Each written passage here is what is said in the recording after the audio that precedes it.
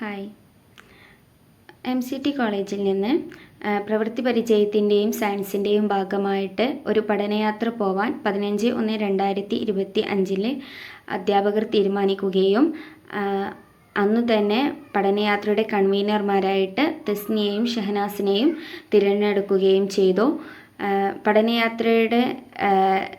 പഠനയാത്രയ്ക്ക് വേണ്ടി തിരഞ്ഞെടുത്ത സ്ഥലം Kozhikode planetarium, soap factory, beach എന്നിവയായിരുന്നു. പഠനയാത്രയുടെ ചിലവ് 600 രൂപയായിരുന്നു. അത് കൺവീനർമാരായ ഷഹനാസും തസ്നീമും എല്ലാ കുട്ടികളിൽ നിന്നും പിരിക്കുകയും ചെയ്തു. അങ്ങനെ 18/1/2025 അധ്യാപകരുടെ സാന്നിധ്യത്തിൽ ഒരു മീറ്റിംഗ് അറേഞ്ച് ചെയ്യുകയും അതിൽ യാത്രകൾക്കുള്ള എല്ലാ നിർദ്ദേശങ്ങളും നൽകുകയും ചെയ്തു. അതോടൊപ്പം തന്നെ ഒരു food committee, discipline committee, medical committee എന്നിങ്ങനെ 3 കമ്മിറ്റികൾ രൂപീകരിക്കുകയും ചെയ്തു. അങ്ങനെ ജനുവരി 24 രാവിലെ 7:00-ക്കായിരുന്നു ഞങ്ങൾ യാത്ര തിരിക്കാൻ തീരുമാനിച്ചത്. അങ്ങനെ ജനുവരി 24-ന് രാവിലെ 7:00-ക്ക് ആലത്തൂർപ്പടിയിൽ എല്ലാവരും എത്തുകയും 8:00-ക്ക് ഞങ്ങൾ യാത്ര തിരിക്കുകയും ചെയ്തു. ഒരു 9:50 ഏകദേശം ഒരു 9:50 ആയപ്പോഴേക്ക് ഞങ്ങൾ പ്ലാനറ്റോറിയത്തിൽ എത്തുകയും അവിടെ നിന്ന് ചായ കുടിക്കുകയും ചെയ്തു. അതിനുശേഷം ഞങ്ങൾ പ്ലാനറ്റോറിയത്തിൻ്റെ പുറത്തുള്ള നിരവധി കാഴ്ചകളൊക്കെ കണ്ടതിന് ശേഷം ഞങ്ങൾ സയൻസ് ലാബ് കാണാൻ വേണ്ടി പോയി. അത് 3 സെക്ഷനുകളായിരുന്നു. Fun science, mirror magic, hall of ocean എന്നിങ്ങനെ 3 സെക്ഷനുകളായിരുന്നു. അവിടെ ഒരുപാട് കൗതുകമായിട്ടുള്ള കാഴ്ചകൾ കണ്ടു. അതിലുള്ള എല്ലാ കാഴ്ചകളും അത്ഭുതപ്പെടുത്തുന്നത് തന്നെയായിരുന്നു.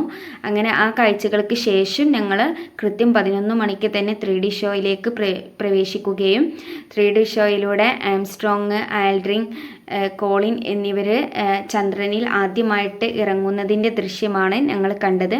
അങ്ങനെ 11:25 ആയപ്പോഴേക്ക് ഷോ അവസാനിച്ച് അതിൽ നിന്ന് ഞങ്ങൾ ഇറങ്ങുകയും പിന്നീട് നക്ഷത്ര ബംഗ്ലാവിലേക്ക് പ്രവേശിച്ച് 11:30-ക്കായിരുന്നു നക്ഷത്ര ബംഗ്ലാവിലെ ഷോ. നക്ഷത്രങ്ങളെയും ഗ്രഹങ്ങളെയും പ്രപഞ്ചത്തെക്കുറിച്ചൊക്കെയുള്ള വിശദമായിട്ടുള്ള വിവരങ്ങളുള്ള ഹാസ്യ ചിത്ര പ്രദർശനമാണ് അവിടെ നടന്നത്. പ്ലാനറ്റോറിയത്തിലെ നക്ഷത്ര ബംഗ്ലാവ് ഒരു മുഖ്യ ആകർഷണം തന്നെയായിരുന്നു. അതുപോലെ 11:50-ന് ഷോ അവസാനിച്ചു. അങ്ങനെ അതിനുശേഷം ഞങ്ങൾ പ്ലാനറ്റോറിയത്തിൽ പുറത്ത് തന്നെ കുറച്ച് ടൈം ചിലവഴിച്ചു. ഒരുപാട് വിസിറ്റേഴ്സ്, ചെറിയ കുട്ടികളൊക്കെ അവിടെ ഉണ്ടായിരുന്നു. അവരുടെ കളികളും ഇതൊക്കെ കാഴ്ചകളൊക്കെ കണ്ട് ഞങ്ങൾ കുറച്ച് ടൈം അവിടെ സ്പെൻഡ് ചെയ്തു. അതിനുശേഷം ഞങ്ങൾ ഭക്ഷണം കഴിച്ചതിന് ശേഷം 2 മണിക്കാണ് ഞങ്ങൾ പ്ലാനറ്റോറിയത്തിൽ നിന്നും യാത്ര തിരിക്കുന്നത്. അങ്ങനെ 2:30 ആയപ്പോഴേക്ക് ഞങ്ങളുടെ യാത്രയിലെ 2ാമത്തെ സ്ഥലമായ സോപ്പ് ഫാക്ടറിയിലെത്തുകയും അവിടുന്ന് 3:30-ക്ക് ഞങ്ങൾക്ക് അവിടുത്തെ ഇൻസ്ട്രക്ടർ സോപ്പ് നിർമ്മാണത്തെക്കുറിച്ചും ഉൽപ്പാദനത്തിൻ്റെ ഗുണമേന്മയെക്കുറിച്ചുള്ള കാര്യങ്ങളൊക്കെ പറഞ്ഞു തന്നു. അങ്ങനെ അതിനുശേഷം ഞങ്ങൾ സോപ്പ് നിർമ്മാണത്തിൻ്റെ ഓരോ ഘട്ടങ്ങളും കണ്ട് മനസ്സിലാക്കാൻ വേണ്ടിയിട്ട് അതിൻ്റെ ഉള്ളിലേക്ക് പ്രവേശിക്കുകയും ഓരോ ഘട്ടങ്ങൾ കാണുകയും അതിൻ്റെ കൂടെ തന്നെ ഇൻസ്ട്രക്ടർ ഞങ്ങൾക്ക് അതിനെക്കുറിച്ചുള്ള വിവരങ്ങൾ നൽകുകയും ചെയ്തു. അതിനുശേഷം ഞങ്ങൾ അവിടെ നിന്ന് സോപ്പ് വാങ്ങാനുള്ള ഒരു സെക്ഷൻ ഉണ്ടായിരുന്നു. ആ സെക്ഷനിൽ നിന്ന് ഞങ്ങൾ സോപ്പ് വാങ്ങുകയും അതിനുശേഷം 4 മണിക്ക് ഞങ്ങൾ അവിടെ നിന്ന് യാത്ര തിരിക്കുകയും ചെയ്തു. അങ്ങനെ ഞങ്ങളുടെ യാത്രയിലെ അവസാനത്തെ സ്ഥലമായ ബീച്ചിലെത്തുകയും 4 മണിക്കാണ് 4:30-ക്കായപ്പോഴാണ് ഞങ്ങൾ ബീച്ചിലെത്തിയത്. അങ്ങനെ ബീച്ചിൽ കുറച്ച് ടൈം ഞങ്ങൾ ചിലവഴിച്ചു. അത് നല്ല ഒരു അനുഭവം തന്നെയായിരുന്നു. കാരണം എക്സാമിൻ്റെക്ക് തിരക്കുകൾക്കൊക്കെ ശേഷം ഒരു റിലാക്സേഷന് വേണ്ടിയിട്ടുള്ള ഒരു സ്ഥലമായിട്ട് ഞങ്ങൾക്ക് ബീച്ചിൽ നിന്നപ്പം അനുഭവപ്പെട്ടു. കാരണം